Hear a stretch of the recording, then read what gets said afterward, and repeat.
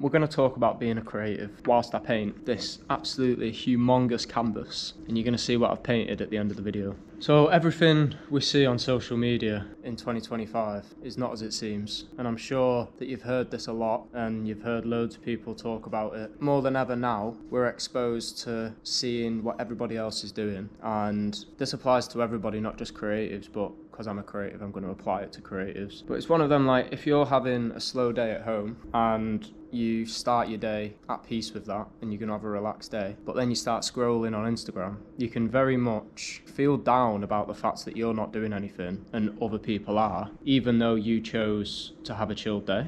And I have talked about this in previous videos, but I want to talk a little bit about fulfillment and passion projects. Now, passion projects, from the outside, it is literally just projects that you want to do, and it's not a project that a client's booked you to do. So you've basically got full control. You've not got a client over your shoulder telling you what to create. But doing passion projects alongside client work, I have found, for me personally, has allowed me to keep that creative spark alive. Because I always think back to when I first started doing this, which was like 8-9 years ago, and I started because I wanted to create. I didn't start because I wanted to make loads of money. I didn't start because I wanted to build a huge business. Maybe I wanted to build a huge business, but when I first started doing content and first started doing YouTube, that wasn't in the forefront of my mind. Whenever creative people, again, this is not just for creatives, but I'm applying it to creatives because I'm a creative. But whenever creatives come to me and say that they're not enjoying the client work that they're doing, when we continue having this conversation, it all comes down to the fact that when this creative first picked up a camera, they picked up a camera for the love of creating and for the love of being able to create what they want to create with no boundaries. But naturally, as you do your craft and you grow, you're going to attract clients. And, as we get older,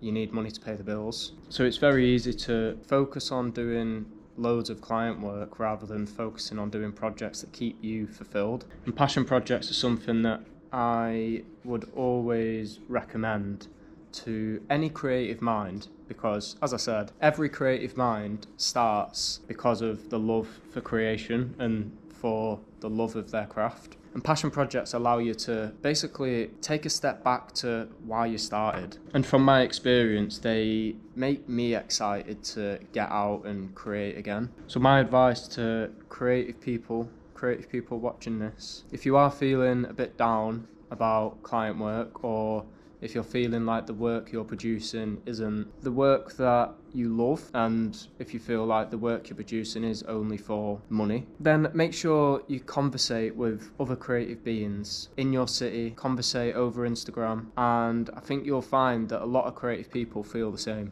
A lot of creative people feel unfulfilled through the work that they're doing, because as a creative, money isn't necessarily a currency that keeps us fulfilled. So reaching out to other creative people and having conversations about this, you might actually find that you are able to find a set of people that want to do passion projects together. And the power of community and the power of coming together and the power of not creating alone is very powerful. We actually forget that human interaction is what keeps humans going. But when you're conversating with clients, you've obviously got that monetary value. So it's very service based. It's very, I will give this to you and you give this to me. But when you're speaking to creatives who are in the same boat as you, they want to create for the love of creating. So don't be scared to outreach to other creatives on Instagram or on LinkedIn or Twitter, whatever your platform is. So meet up, go for a coffee, have a chat, see what projects you both want to do, or if there's a few of you, see what projects you all want to do, and then start to build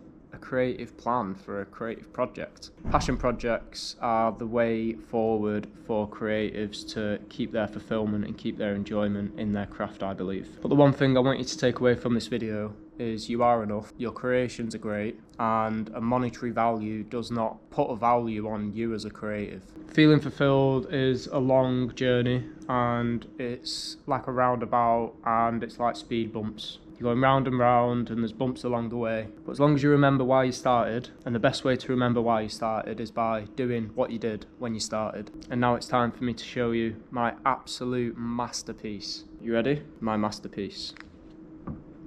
What do you think, Mo? What does this convey? What emotion? Uplifting. And what does the red square in the middle? So this is floating on top of the pressures of the ocean. It's kind of like us creatives, we're just floating along. This is the fulfillment, this is the client work, and you can see how a little bit of the red square is over in the fulfillment area, which is allowing the client area to thrive and be more vibrant. That's what I've taken from this. But thank you for listening to the video. I hope you took something from this. So always remember, you are enough, your creation's enough. Just need to do more of what makes you feel fulfilled. Now I'm gonna go and hang this on the wall. Here is my piece.